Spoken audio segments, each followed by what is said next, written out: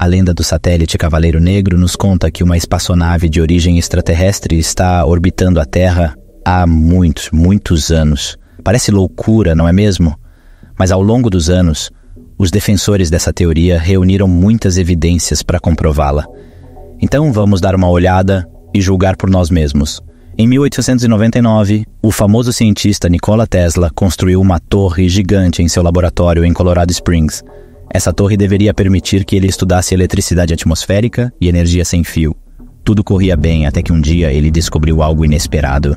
De repente, a torre começou a captar um sinal que parecia ter origem artificial. No início, Tesla pensou que esse sinal pudesse estar vindo de algum lugar na atmosfera terrestre. Mas, para seu espanto, ele descobriu que o sinal vinha de uma fonte muito mais distante, o espaço sideral. Tesla chegou à conclusão de que esse sinal era enviado por alguma forma de vida extraterrestre. No entanto, sua teoria foi ignorada pela comunidade científica. Embora respeitassem o gênio de Tesla, muitos ainda o consideravam uma pessoa excêntrica. No entanto, alguns anos mais tarde, os relatos de Tesla foram confirmados. O inventor do rádio sem fio, Guglielmo Marconi, também captou sinais misteriosos e semelhantes. Em 1927, Jørgen Haus, um engenheiro de rádio norueguês, notou algo estranho. Quando Haus enviava sinais em uma determinada frequência, eles eram devolvidos a ele após alguns segundos. Inicialmente, ele pensou que pudesse ser apenas um eco de rádio comum. Afinal, não é incomum que ondas de rádio curtas ricocheteiem entre a superfície terrestre e a estratosfera. Esse fenômeno é conhecido como propagação e geralmente ocorre com grande velocidade. Em 1/7 de segundo após a transmissão original, os sinais normalmente retornam.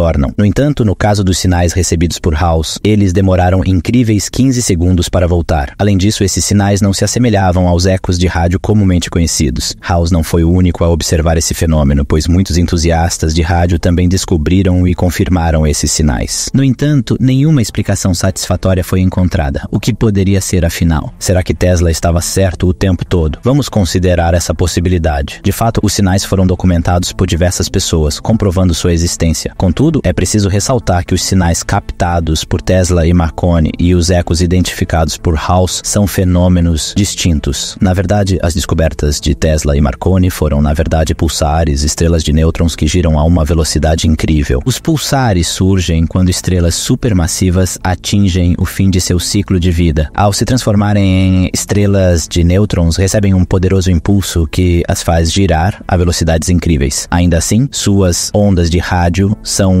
capazes de atravessar grandes distâncias e alcançar nossa Terra. Não foi até 1968 que os pulsares foram descobertos, explicando assim a dificuldade de Tesla e Marconi em interpretar os dados que haviam coletado. Mas e o que dizer de Jørgen Haus? Seus descobrimentos foram posteriormente identificados como LPs, ou ecos de longo atraso. Esses ecos permanecem um mistério, pois ainda não sabemos exatamente o que os causa. Cientistas sugerem que possam estar relacionados a algum fenômeno na atmosfera da Terra ou serem resultado de reflexão das nuvens de plasma do Sol ou da Lua. Outro incidente misterioso ocorreu em 1960, quando um artigo do New York Times relatou a descoberta de um satélite silencioso e não identificado que orbitava a Terra em uma trajetória quase polar. Mesmo com quase 2 semanas de rastreamento, a identidade e origem desse satélite, chamado de satélite negro, continuam desconhecidas. Muitas pessoas acreditavam que se tratava do famoso satélite Cavaleiro Negro. Contudo, os cientistas posteriormente confirmaram que, na verdade, se tratava apenas dos restos de um satélite regular que havia se desviado do curso. Segundo os cientistas, a causa desse desvio teria sido a falha dos propulsores do satélite, que o enviaram na direção errada. Apesar disso, essa história antiga renovou o interesse no satélite Cavaleiro Negro. Astrônomos ao redor do mundo começaram a afirmar ter visto o objeto.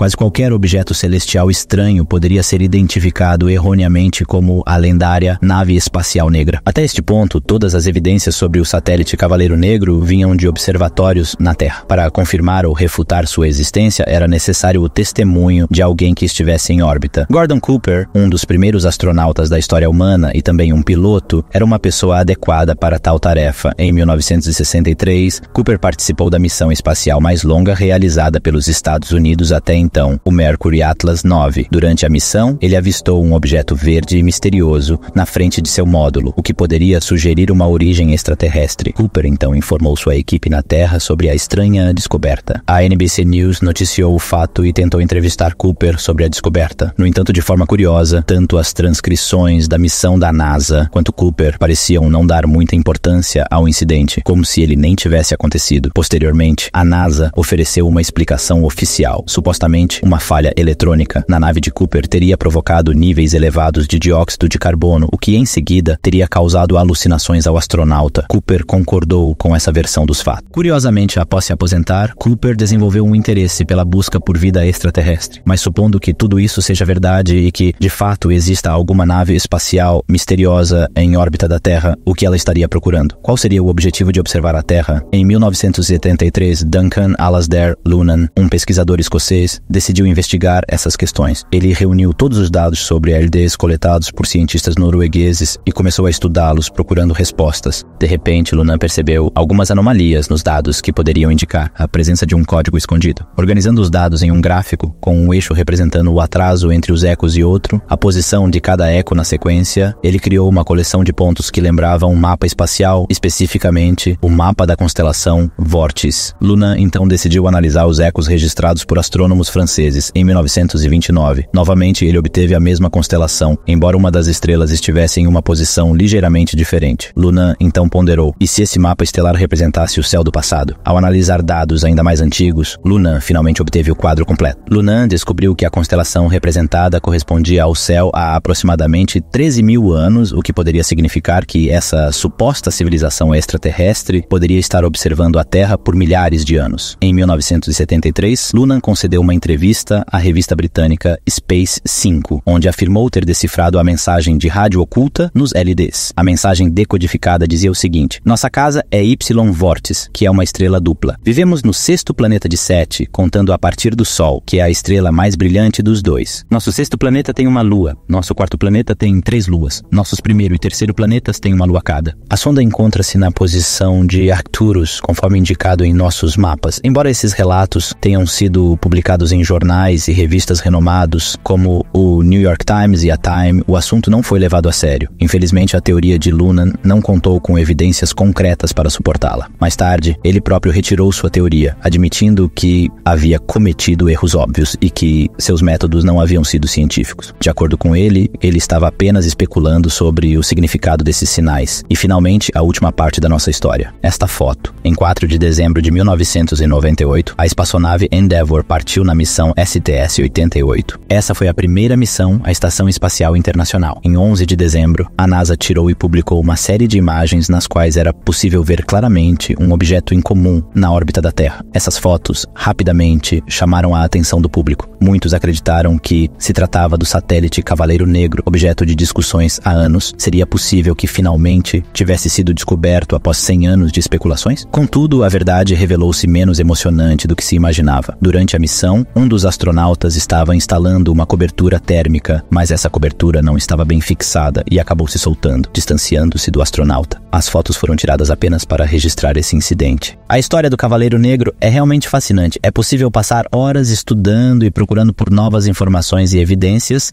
e depois descobrir que algumas delas podem ter sido desmascaradas. Essa narrativa é uma mistura de várias histórias sem relação alguma, relatos, fotografias de satélites reais e assim por diante. É uma lenda que nos faz refletir sobre os limites do conhecimento humano e a capacidade que temos de construir teorias e mitos em torno de fenômenos misteriosos. Agradeço por ter assistido até o final. Se gostou do vídeo, não esqueça de clicar no botão curtir. Se você é novo no canal, inscreva-se para ajudar o canal a crescer. Compartilhe o vídeo com seus amigos e familiares. E não se esqueça de ativar o botão de notificações para receber atualizações sobre os próximos vídeos. Agradeço seu apoio e espero que continue com a gente nesta jornada.